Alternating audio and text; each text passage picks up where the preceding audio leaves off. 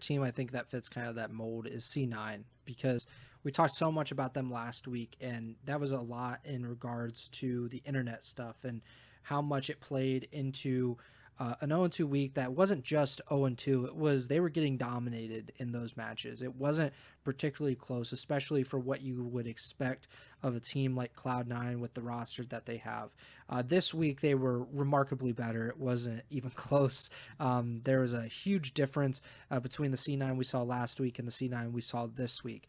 The first match they win against Minnesota, they hand the Rocker, I believe, their first loss of the season, and it was a competitive series, especially those first two maps.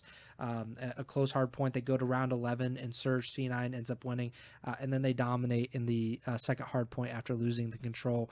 And then a series we mentioned earlier was C9 getting reverse swept by Carolina, the first reverse sweep of the season so far.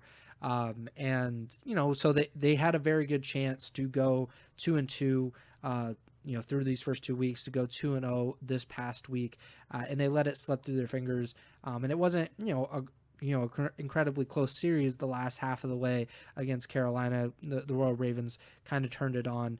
Were you encouraged though by what C9 was able to kind of put together after a horrible week one and all of the talk coming from that?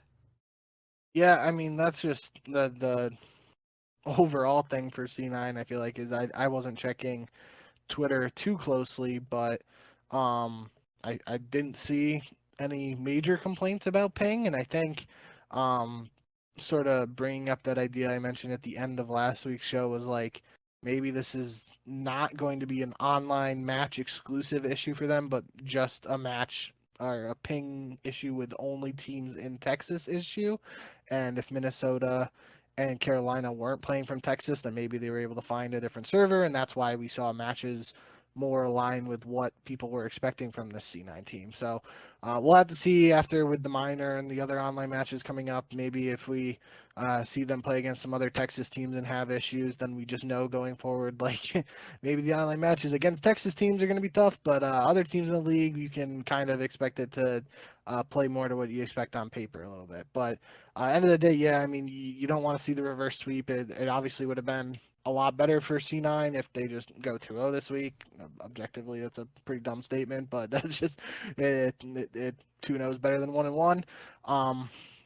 But definitely some encouraging signs out of them regardless. I feel like even today, like I just while watching the matches without having the numbers right in front of me, I feel like I even saw just in the chat for the stream like people talking about Mac and Mac having some good moments. And that was one of the things with this team we talked about in the off season of just Mac being that wild card. We know what he's capable of in the past, and just anybody after being out of the CDL for a full year, like what you're able to do on your return, that has to be questioned. I don't care if it's Crimsix or Karma or anybody. Like if you step away for any amount of time, let alone a year, like it might not be easy to immediately jump back in and just fry right off the bat. But so far, especially in this most recent set of matches, it looked like Mac was playing a little better, and it's tough to judge because I bet if you look at the overall KD, the first two matches where they were having the ping issues might skew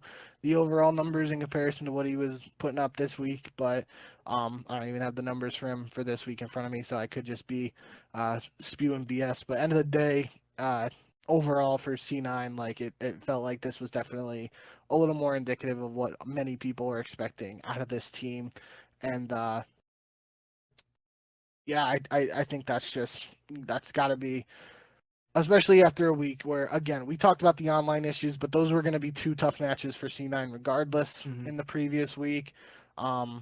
So just putting that in the rearview mirror and getting a win on the board, obviously, again, would have loved to have two, would have loved to have avoided a reverse sweep, but that's, you can't do anything about that now. Just we'll have to see what C9 continues to bring to the table after the holiday break. Yeah, that Minnesota win was really big because let's say they lose that series and then they go on to get reverse swept by Carolina. Like the conversation around Cloud9 at that point is way different.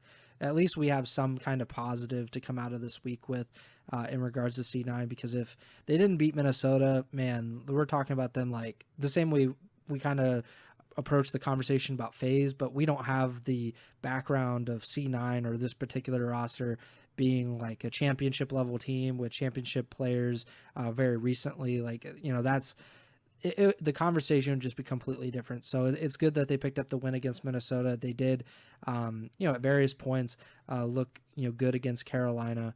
And I think, we should expect them to look hopefully better as they keep going on, and maybe they get used to some of the online issues. I don't know if that's something that they can necessarily get used to, and certainly not play to their advantage, but it is something that they're going to have to play through at least for the foreseeable future, and hopefully they can do so.